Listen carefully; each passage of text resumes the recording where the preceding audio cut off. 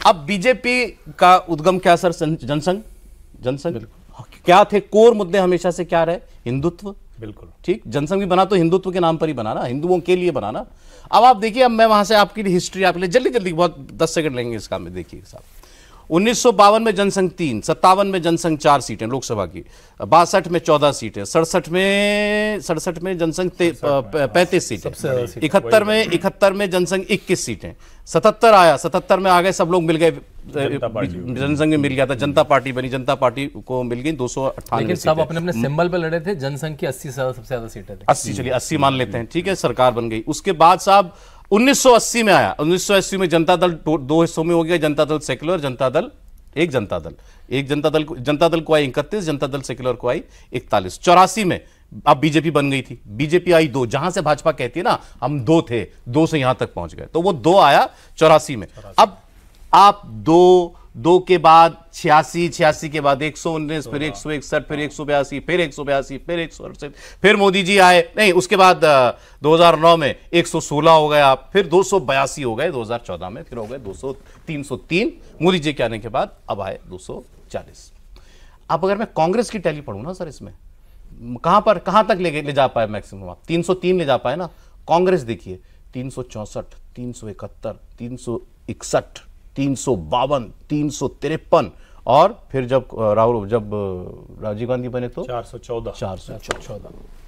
सब कुछ कर लेने के बाद भी वो अभी बहुत दूर दिखाई देता है।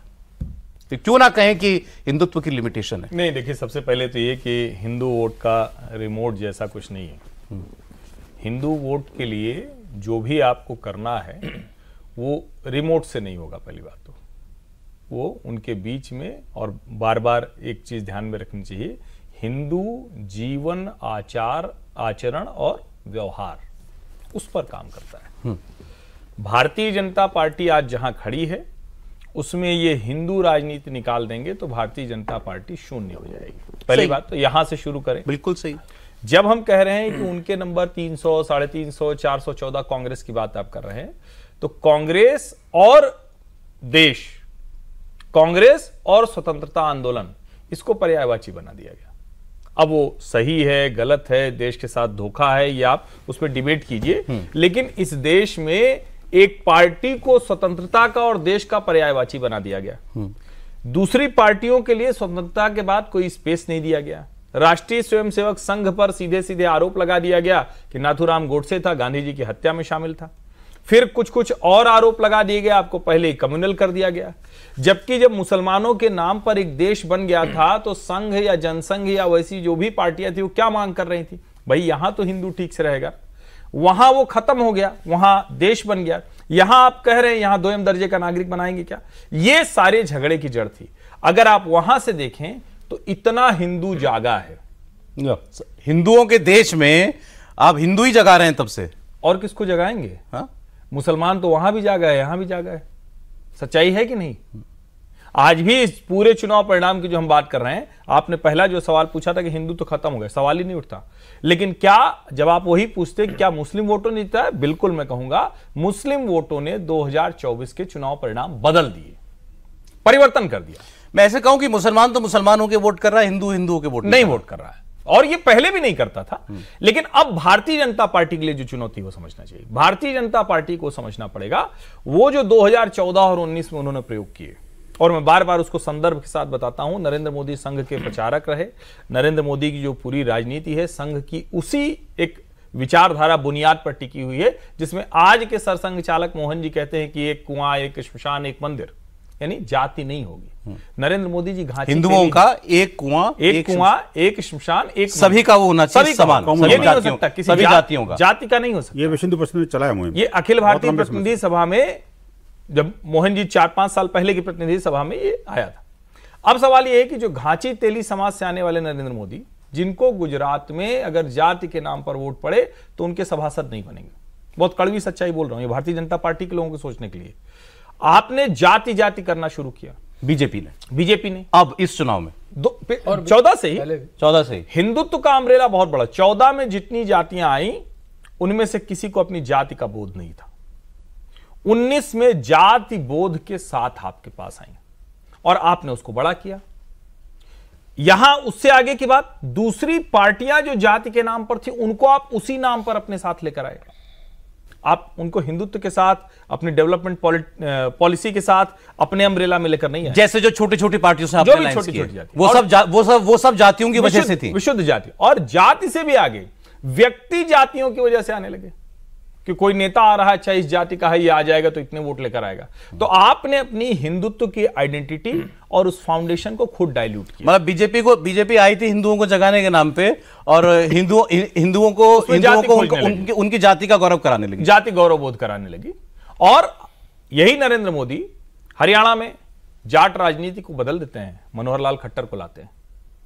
यही नरेंद्र मोदी देवेंद्र फडणवीस लाते हैं। महाराष्ट्र में तो ब्राह्मण नहीं इस स्थिति में कि वो हो जाए, उत्तर प्रदेश में ब्राह्मण सबसे ज्यादा है, लेकिन नहीं, ऐसा नहीं है। जब भारतीय जनता पार्टी की राजनीति रही, और पहले से भी रही, आप कल्याण सिंह से देख लें, किसी से, अभी भी योगी आदित्यनाथ है, खैर वो भले क्षत्रिय समाज से आते हो लेकिन वो मठ के महंत हैं, इसलिए उनको रखा। जो देश की राजनीति है उसमें जब जाति की पहचान आप बढ़ाएंगे तो आप उसका नुकसान खाएंगे। मैं ढेर सारी क्या करना चाहिए था फिर बात में, मुझे बताइए क्या करना चाहिए था भाई? ये टॉपिक आज हमने चुना क्यों? बंसल साहब को आज आमंत्रित क्यों किया? मैंने आपको सारी हिस्ट्री क्यों बताई है भाई? इस देश में हिंदुत्व के नाम पर आप सबसे बड़े काम क्या कर सकते थे भाई?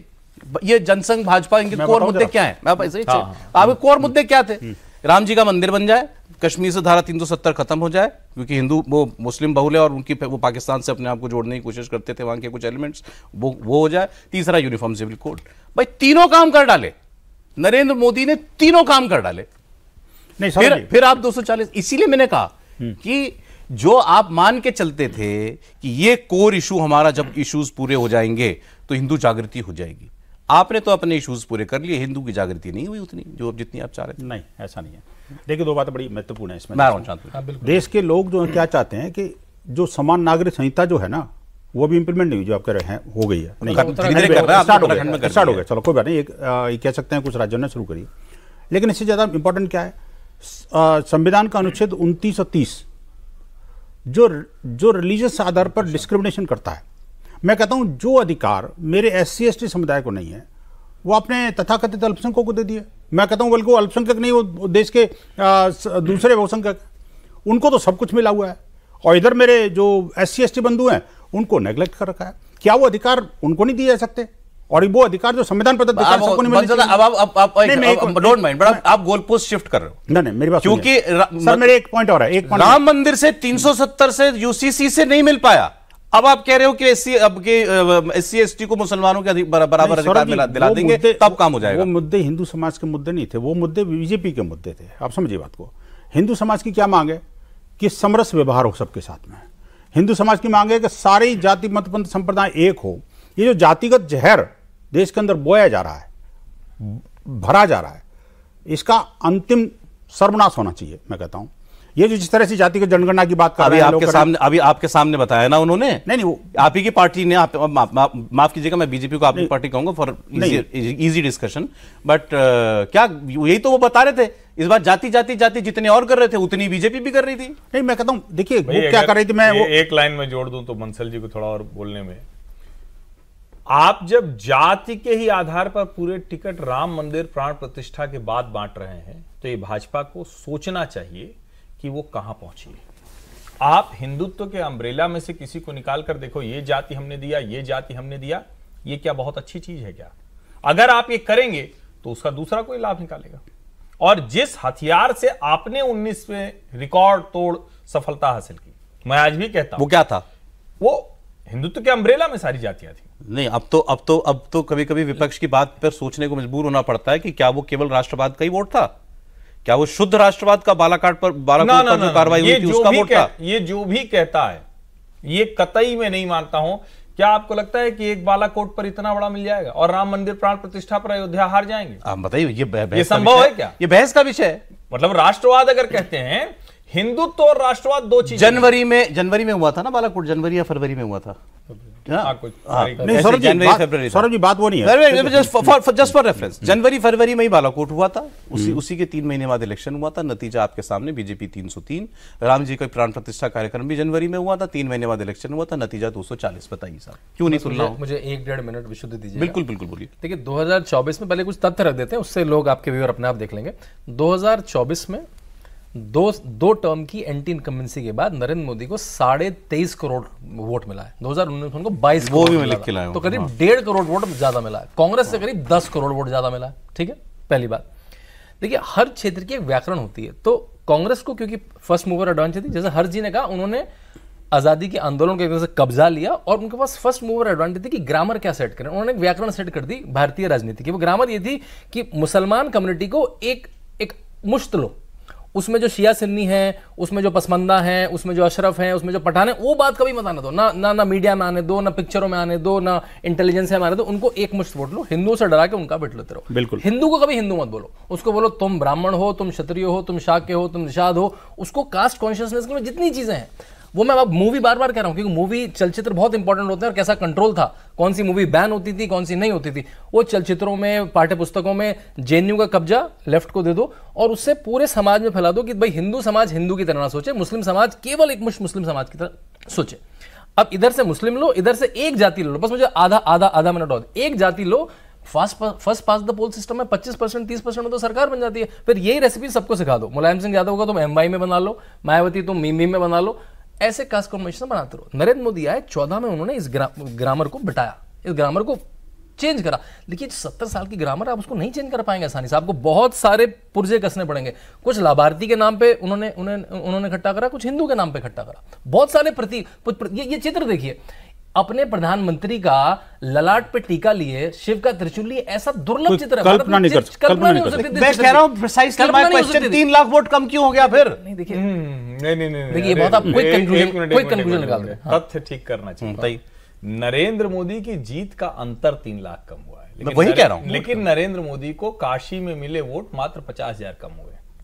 ये दोनों बाकी लोग कंसोलिडेट हो गए तो वोट ज्यादा। उसको जरा समझिए, मैं कई बार कहता हूं, उसको फिर से बताता हूं। अजय राय को अगर मुसलमान टूटकर वोट दे दें, उद्धव ठाकरे को अगर मुसलमान टूटकर वोट दे दें, हिंदू नहीं कम हुआ है।